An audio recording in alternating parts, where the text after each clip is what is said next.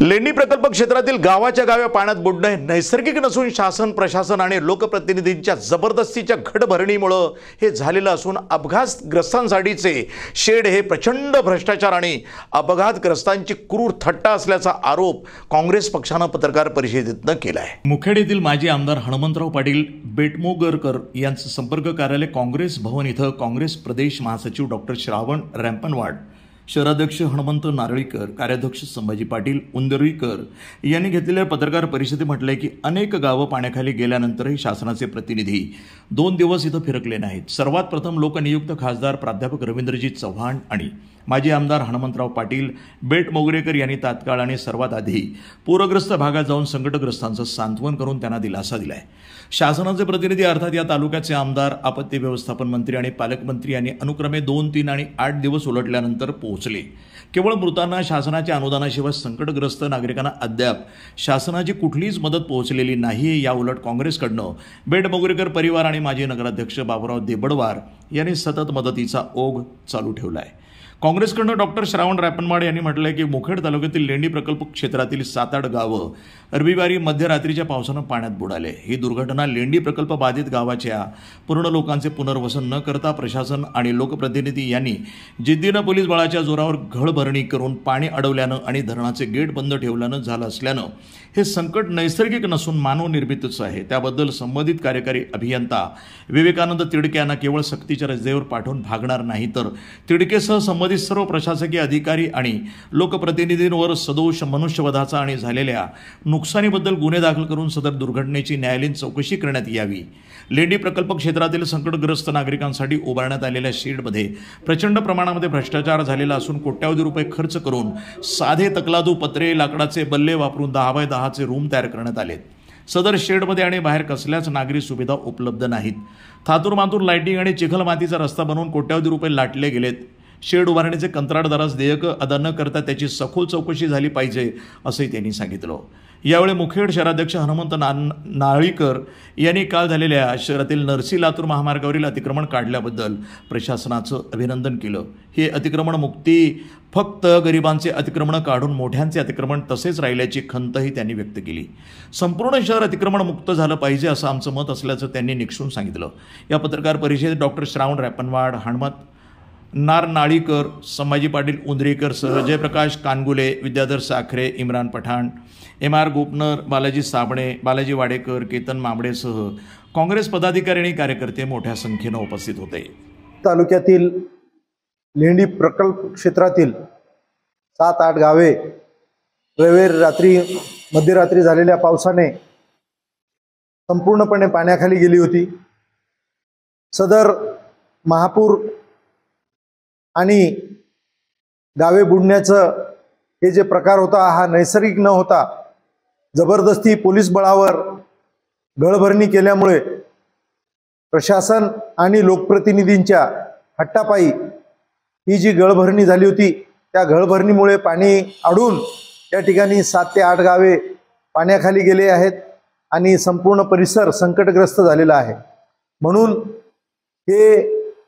हा महापूर किंवा पूरग्रस्त हा भाग मानवनिर्मित आहे, नैसर्गिक नाही असा आमचा आरोप आहे। म्हणून या ठिकाणी जबरदस्ती पोलीस बळाचा वापर करून घळभरणी करणाऱ्या प्रशासकीय अधिकाऱ्यांनी लोकप्रतिनिधीवर सदोष मनुष्यवधाचा गुन्हा दाखल करावा आणि या ठिकाणी न्यायालयीन चौकशी व्हावी अशी आमची मागणी आहे। दुसरी आमची मागणी अशी आहे काँग्रेस पक्षाच्या वतीने, या ठिकाणी प्रशासनाने कुठलीच तिथे मदत उभी केली नाही। उलट शासनाचे प्रतिनिधी या भागाचे आमदार असतील किंवा आपत्ती व्यवस्थापन समितीचे मंत्री असतील किंवा पालकमंत्री असतील, हे 48 तास या पूरग्रस्तांकडे वळले नाहीत। या उलट काँग्रेस पक्षाचे लोकनियुक्त खासदार रवींद्र चव्हाण साहेब आणि माजी आमदार हनुमंतराव पाटील बेटमोगरेकर साहेब तिथे पूरग्रस्त भागाला तात्काळ लगेच सकाळी भेट देऊन त्या ठिकाणी दिलासा दिलाय। याशिवाय काँग्रेस पक्षाच्या वतीने बेटमोगरेकर परिवार आणि बाबूसावकर देबडवार परिवार यांच्या वतीने सतत मदतीचा ओघ चालू आहे, पण शासनाकडून कसलीच मदत नाही। तात्काळ शासनाकडून मदत त्या पूरग्रस्तांना मिळाली पाहिजे ही आमची मागणी आहे।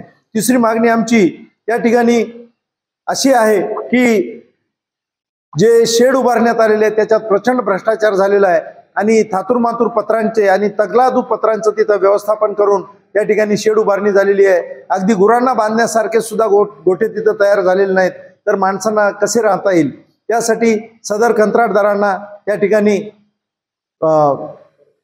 त्यांचं देयके अडवून त्यांच्यावर चौकशी करावी अशी आमची मागणी आहे। या ठिकाणी माजी आमदार हनुमंतराव पाटील बेटमोगरेकर साहेबांच्या आदेशाने आम्ही ही पत्रकार परिषद घेऊन त्या ठिकाणी लवकरात लवकर संकटग्रस्त पूरग्रस्त शेतकऱ्यांना मदत मिळावी अशी अपेक्षा आम्ही या ठिकाणी व्यक्त केलेली आहे। प्रति एकरी 50,000 मदत शासनाकडून मिळावी, प्रत्येक कुटुंबाला 25,000 आर्थिक मदत त्या ठिकाणी द्यावी अशी आमची मागणी या ठिकाणी काँग्रेस पक्षाच्या वतीने आम्ही करीत आहोत।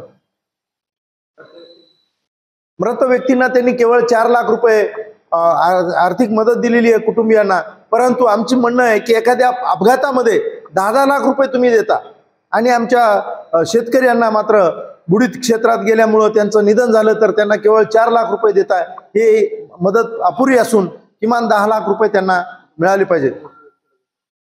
एका व्यक्तीला कुटुंबाच्या एका व्यक्तीला शासकीय नोकरीमध्ये त्यांनी घेतलं पाहिजे। बांधकाम विभागाने आणि महसूल विभागाने काल अतिक्रमण मुक्त मुखेड करण्यासाठी त्यांनी काल अतिक्रमण हटाव मोहीम हाती घेतलेली होती, परंतु काही मोजक्याच गोरगरीब लोकांचे अतिक्रमण या ठिकाणी झाले असे समजून समोरचे शेड, टीन शेड आणि पत्रे हे काढण्याचा प्रयत्न झाला, पण मूळ जे काही अतिक्रमण झालेलं आहे या शहरामध्ये ते अतिक्रमण पूर्ववत कायम आहे। तर माझी शासनाला अशी विनंती आहे की त्यांनी अतिक्रमण मुक्त शहर या ठिकाणी करण्यासाठी ज्या व्यापाऱ्यांचं या ठिकाणी अतिक्रमण झाले त्यांचं तात्काळ अतिक्रमण काढावं आणि पोट भाड्यानं जे काही व्यापारी त्या ठिकाणी ठेवलेले आहेत त्या पोट भाडेदारकांना सुद्धा त्या ठिकाणावर हाकलून द्यावं आणि मूळ मालकांना तंबी द्यावी।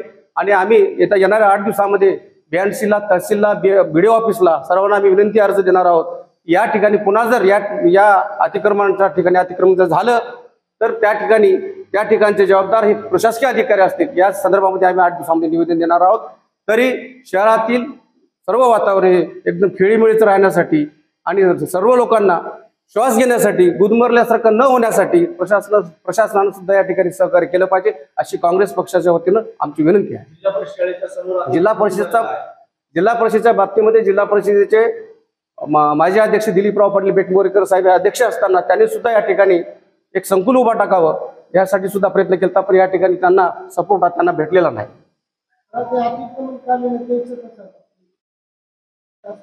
अतिक्रमण हे मूळ अतिक्रमण निघालेलं नाही, हे बाहेरचं रस्त्याच्या बाहेरचे जे अतिक्रमण होतं तेच अतिक्रमण निघालेलं आहे। मूळ अतिक्रमण तात्काळ करण्यात यावं अशी आमची प्रतिनिधी मुजीब सय्यद, मुखेड, नांदेड, NTV न्यूज मराठी।